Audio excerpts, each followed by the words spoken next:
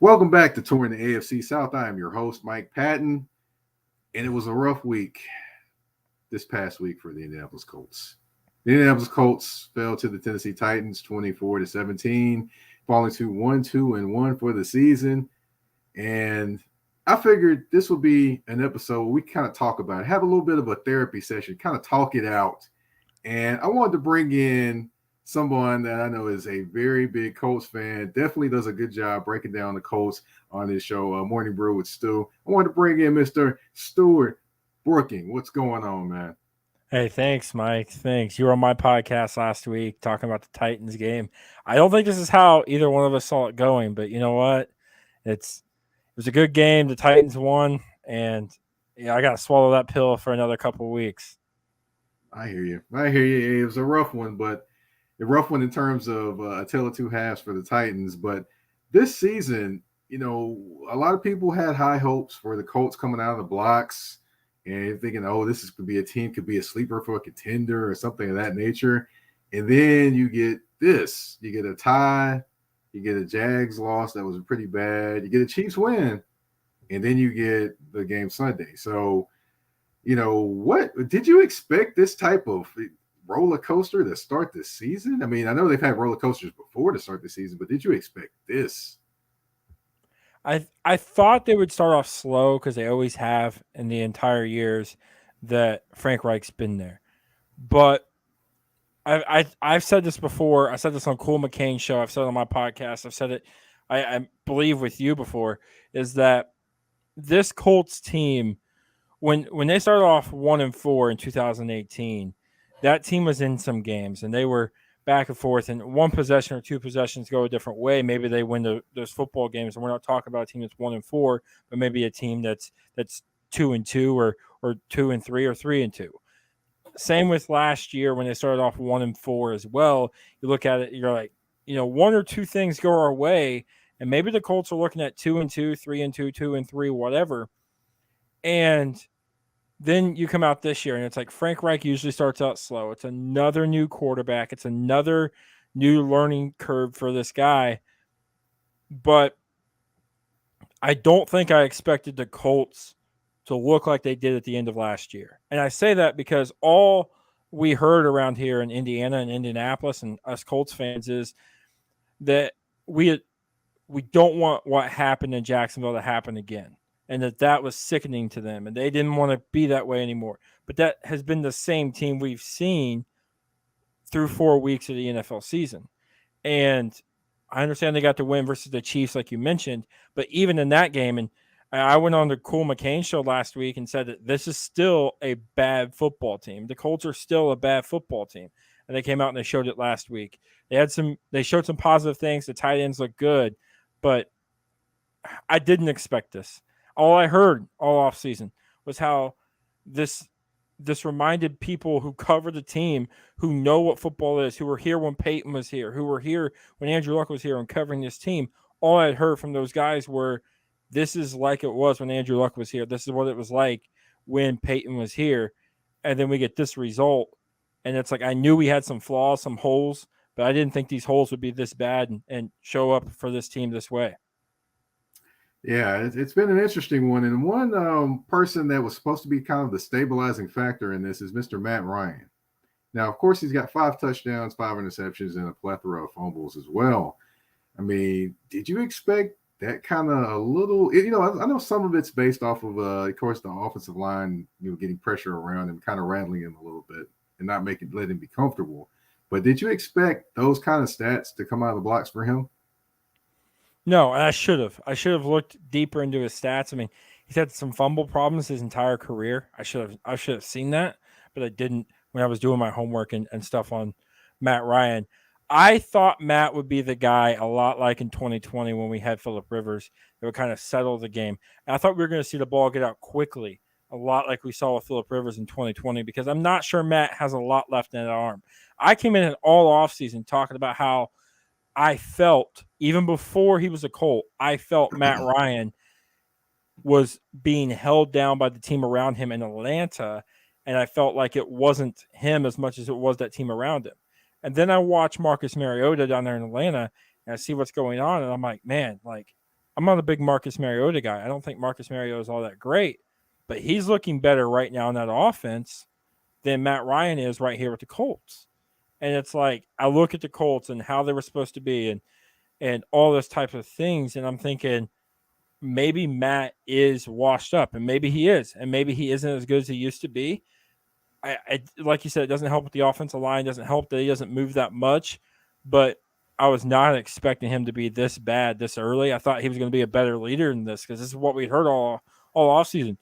Reggie Wayne came out and said he reminds me so much of Peyton Manning, it makes me sick. That's a direct quote from Reggie Wayne because of how good of a leader he is. And it's like, okay, well maybe this guy's going.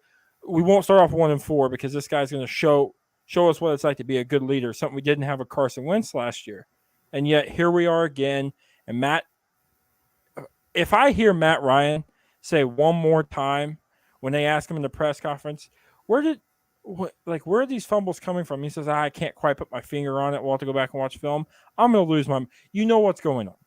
You may not know 100%, but you're about 85% sure why the football is fumbling. Maybe you're switching hands. Maybe you're not holding it high and tight. That's just you not wanting to admit it. That's what it is. You saying, oh, we'll go back and watch the tape. You know what's going on. You're watching the tape on the sideline on those tablets that they give you. So, yeah, I did not expect this. No. Gotcha. Now, of course, you mentioned the offensive line. The offensive line hasn't necessarily been settled itself so far. They've kind of they move some pieces around. They're trying to figure things out. Jonathan Taylor's had one 100-yard game, hasn't really had a bunch of traction since. I mean, do you have hope that they're still going to be able to figure it out before it gets too late in this season? Probably not, because the biggest issue, there's two big issues. One of them is Matt Ryan's still kind of new to the system. And so him getting things set as far as where he wants the offensive line to block and the verbiage and all that kind of stuff is new. Like Tony Romo said during the Chiefs game, like in Atlanta, he may have said, Green Roger means I want you to block left, right?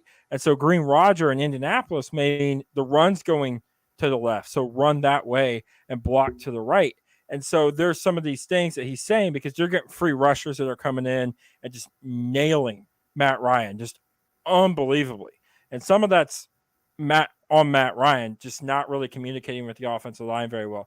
The other part is Chris Ballard has failed to address the right tackle position properly since Anthony Costanzo left. Once he retired, this right tackle position's been a rotating door of offensive linemen, and they haven't been able to figure it out.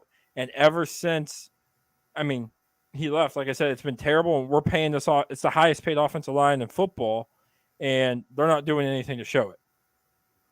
I hear you there. Now, of course, we're going to talk about – go ahead, I'm sorry. Sorry, but for the run game, I think some of that is just schematics. I think Frank Reich is being lazy in the scheming because I think there's ways you can get JT out in space and use JT in different ways.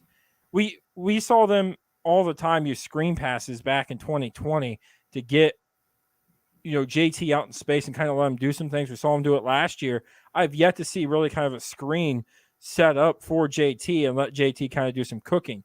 So there's some things that they could do to help JT out that they're not doing as well on the coaching staff.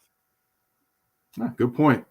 Now, of course, you mentioned one of the weapons is Jonathan Taylor. Now, you do have a few weapons out there, which Mr. Michael Pittman Jr. and Nyheim Hines and some tight ends that actually are starting to show up and play a little bit better.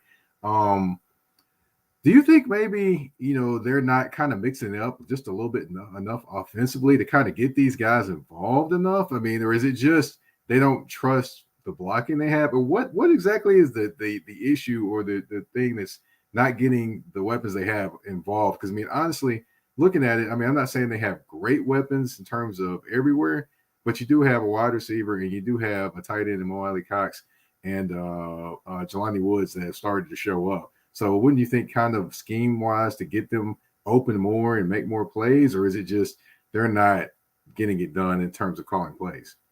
It's a lack of creativity, on offense.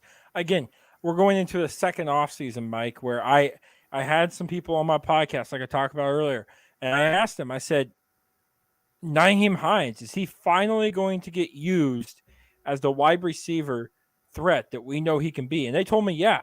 And they said yes, because that's what they had been told by people within the Colts organization. They had been told that by Frank Reich himself, by the offensive coordinator, by some offensive coaches. That's what they have been told.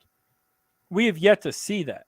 We have yet to see them use Nyheim Hines on the field at the same time as Jonathan Taylor successfully and dial up some creative plays that allows Nyheim Hines to use his strength. And with the tight ends, I think we got lucky. We happened to attack a part of the Tennessee Titans down the middle of the field in which they kind of struggle with. We know they were able to find a hole there for the Titans, attack that middle of the field with Jelani Woods and Mo Alley Cox. And when you get those guys moving and you try to tackle them one-on-one with them being 6'6" and 6'7", it ain't a very good day for those safeties or defensive backs. It's going to be a long one. And so that's ultimately what it was there. I do want to see some more creativity. Like I told you, I'm not a big screen pass guy. I don't like it, but that's a way you get JT out in space. They're not doing it. That's a way you can set up a guy like Nyheim Hines. They're not doing it. That's a way you can set up a guy like Alec Pierce. They're not doing it. Paris Campbell. We've been waiting and waiting and waiting for the emergence of a Paris Campbell since we drafted him in 2019. That's what this whole offseason, I had heard so much hype for Paris Campbell, and it's like, yet they refuse to throw the football to him. They refuse to dial up a play to go to him, and I'm not sure why, because when he's on the field and he shows flashes of a guy who has the potential to be a really, really great player in this league. Yeah, definitely interesting. The Colts offense and the offensive philosophy and what they got going on there. It's definitely something interesting. But of course, I want to kind of go over to the defense real quick. And of course, you've had Shaquille Leonard been injured pretty much the entire year. Plays his first game, concussed, has either broke his nose or some kind of facial injury as well in the game against the Titans. I'm sorry. And then, of course, they haven't really gotten a consistent pass rush, and Dakwe hasn't been quite the force that they thought he would be. And, I mean, it's a good and a bad thing that Gilmore isn't really being talked about, but, he's not really making plays either. So, in your opinion, do you think this was a big regression in terms of bringing Gus Bradley in as the defensive coordinator, or is it just the pieces not fitting with each other that within his defense? It's weird, because when I was so ready for Matt Eberflus to be gone last year because, there were certain games. I go back to that Ravens game being one of them where we had the lead and the Colts were up by a lot. And yet the Ravens were able to come back and kind of battle back and win that football game. And it was like, how did that happen? And it was the refusal of Matt Eberflus to remove himself from the cover two, even after you have a big lead. And so these guys were able to find ways to pick that apart, march down the field. And even after you're getting beat, he still stuck with it and said, no, I'm going to run this cover two no matter what. When we fast forward to this defense with Gus Bradley, it's a little questionable. They run some of the same style of defense that Matt Eberflus ran, but we're not getting DeForest Buckner playing the way DeForest Buckner usually plays. We're not getting Kwity Paye to play the way that they drafted him to play in the first round. Same with Dangbo, the guy from Vanderbilt, I believe it was. Yep, Vanderbilt. They drafted him in the second round. The same year they drafted Kwity Paye. Darius Leonard's been hurt, like you said, and I think that will help this defense when they come back. And I say that in a way of when he comes back, what you got last year that you're not getting this year and that the Colts have not gotten except for the minus the Chiefs game is you could always count on Darius Leonard. Like you always had a feeling like, okay, we need a pick here or we need the ball to be knocked out of the receiver's hand for a fumble here. I think Shaq's going to do it in one of these next two drives, and he would do it. He'd come in, he'd punch the ball out, be a fumble, turnover on that. Colts football. That hasn't really you haven't had that player to make that spark. And maybe when Shaq comes back, hopefully when Shaq comes back, that will help him. But they're really missing Shaquille Leonard at this point. And then for Gilmore, I heard all offseason, they called him Gilly Lock. He's back. They locked down Island, right? He's been torched. He's been torched. all season so far. And then Kenny Moore did nothing but complain and whine and cry because he wanted to be paid like a big time corner, and he's been silent. He hasn't done anything. So yeah, this defense has been very disappointing considering we for the last 2 years have been a top 10 defense in the league. Yeah. One thing from Mr. Raphael Haynes in the Touring the AFC South inbox, when we were talking about the offense, he said, "Yep, I think Wright is the problem." And then talking about the defense, it's the attention to detail, which that's huge. Attention to detail and just the way you go about your practice week leading into the game is always a big, big thing. And with Reich being the thing, I don't like to call for people. Listen, these guys have families. These guys have houses, mortgages. Their kids are in schools. I don't like to say like, yeah, you should fire somebody because they need to go, whatever. But I mean, I think we've seen this long enough to know that he's not the guy. This isn't going to work. The max you're going to get with Frank Reich is 8-8, and I think no matter what happens at the end of this year, I do think Frank Reich has to go. No matter if you turn it around and make the playoffs or not, I think he has to go. I hear you there. Now, of course, we're going to move on. We're going to talk about the opponent for this week. It's a Thursday night game. That is a team that is struggling itself. That would be the Denver Broncos. They've been good defensively. Of course, they lost a big piece defensively, Randy Gregory, but they've been very good defensively. I mean, so what do you think this offense of the Indianapolis Colts has to do to make that defense struggle a little bit themselves? I mean, not suck, I guess. Like I don't know. It's kind of hard to put your finger on it in the words of Matt Ryan, right? I mean, one, Matt Ryan could try not fumbling the football. That's a good start right there. Number two, we could find creative ways. Like I said, find creative ways to get Jonathan Taylor the football.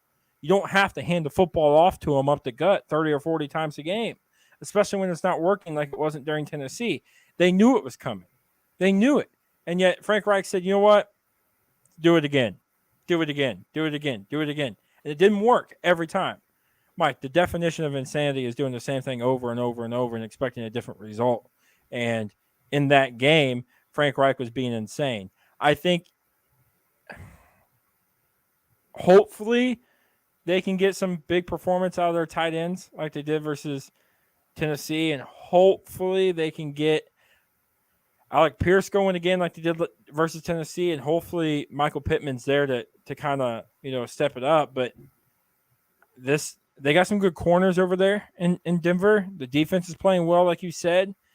I think it's going to come up. I think it's honestly going to come down to how creative can Frank Reich be in getting Jonathan Taylor in space and finding a way for Jonathan Taylor to cook. Because if he does not do that, one, it's going to be an ugly game for primetime football. And two, it's not going to, it's just not going to work. It's not going to work. I hear you there. It's definitely going to be interesting. I want to see how they, especially if Stewart does or does not play. He's talking about he wants to play, dealing with the ankle injury. But, I would say even if he does play, still find ways to get Nyheim Hines the football. I know. They're still thinking about it or trying to figure it out, but find creative ways to get Nyheim Hines the football. He is a playmaker on offense, and he is not getting touches, which I'm still trying to understand. I mean, I understand Paris Campbell, but to me, Nyheim Hines is higher on the pecking order of getting touches than Paris Campbell, in my opinion. But Mike, that's just me. There's every Colts fan in Indiana that's thinking the same thing you're thinking. We don't understand it. We don't know why. We can't figure it out. I'm with you. And if JT's hurt, I know that the old saying is you rather have JT at 80% than not have him at all, and that's understandable. But I rather rest JT. Denver's not a great football team. I know they're 3-1, but offensively they are struggling. Nathaniel Hackett can't figure it out, and so you could kind of take advantage of that maybe. But I would go with Nyheim Hines and kind of roll Philip Lindsay out there for like a week or two, for about a week for this week, anyways, and try to rest JT and then work your way into finding a way for Nyheim Hines to really get going, like you said. But I personally would not play JT if he was hurt, but I think they will, and I think they're going to. Gotcha. Now, defensively, of course, you're dealing with Russell Wilson. He of the $254 million contract, and not going too well for them offensively. Still trying to figure it out. So I will say they do have weapons, though. They do have Jerry Jeudy, KJ Hamler, and they do have what's the guy on the outside?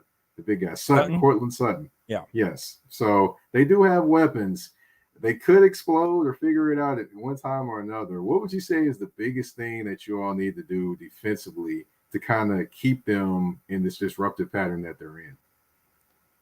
I mean, we should probably let Russ cook, because ever since we've been letting Russ cook, or the league has, he hasn't done a very good job of it. So just let Russ make decisions. No, I in all seriousness, I think you got to find a way to. They're without Javonte Williams for the season now, so they're gonna have Melvin Gordon, and they're gonna bring. They brought in Latavius Murray as well. They have another guy, Boone, on their team that might get some reps at running back as well. So running the football is not as big of a threat as it was. And I understand Melvin Gordon at one point was a really, really good running back, but that was at one point. He's not that good anymore. If we can somehow lock down those wide receivers, I think the Colts will find a way to walk out here with a victory. I think you're going to see it kind of similar to what you saw versus the Chiefs game.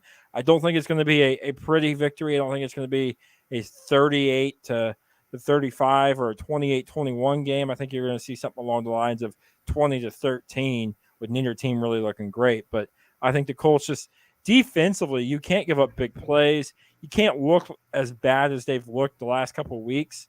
They've got to figure it out. I'm not sure what it is. They got to find a way to get pressure on Russell Wilson, which they have not done yet. They did on Patrick Mahomes somehow, but they got to figure it out.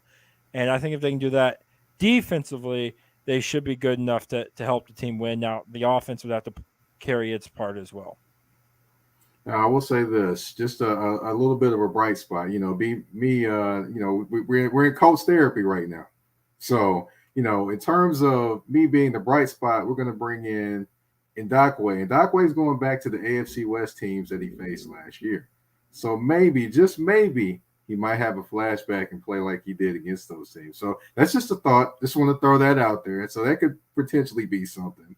Just, maybe he, familiar scene. He might mess around and become that guy that they thought he was when he came to Indianapolis. So you never know. I think they were kind of hoping to get what they got out of Justin Houston a few years back. When they got Justin Houston towards the end of his career, he played pretty well for the Colts. I mean, he balled out for us in a sense. I think they were kind of hoping to do the same thing with Ndakwe, and it just hasn't worked.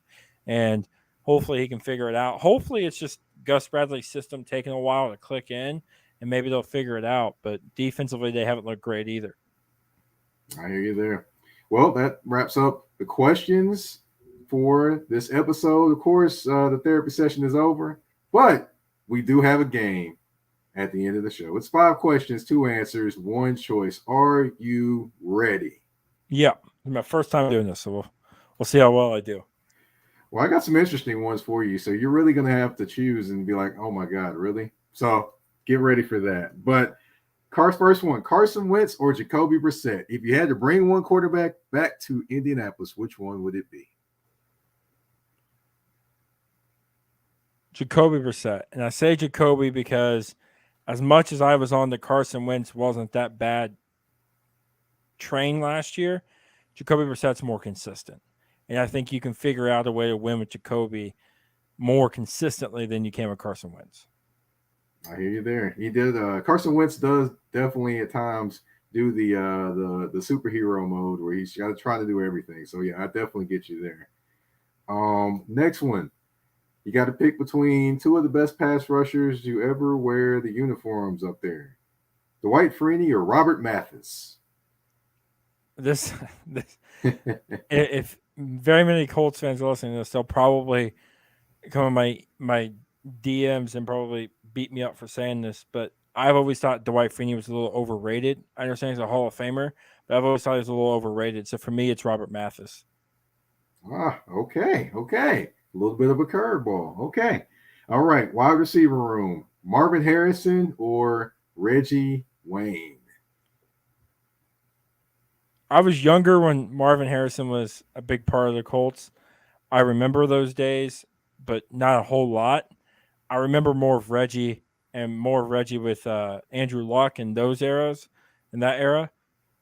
So I'm going to say Reggie Wayne only because I had seen Reggie Wayne play more. I understand the impact Marvin Harrison has had, but I say Reggie Wayne only because I had seen Reggie play more. Gotcha. Okay. Tight ends. Kobe Felina or Dwayne Allen? We're entering the Andrew Luck era here. Kobe Fleener, he was more of a receiving threat. Dwayne Allen, what really wasn't, and Andrew Luck kind of made him more. So Kobe Fleener. Okay. All right. Last one. You got to pick between an old coach or the coach you have now. Chuck Pagano or Frank Wright? Oh man. I'm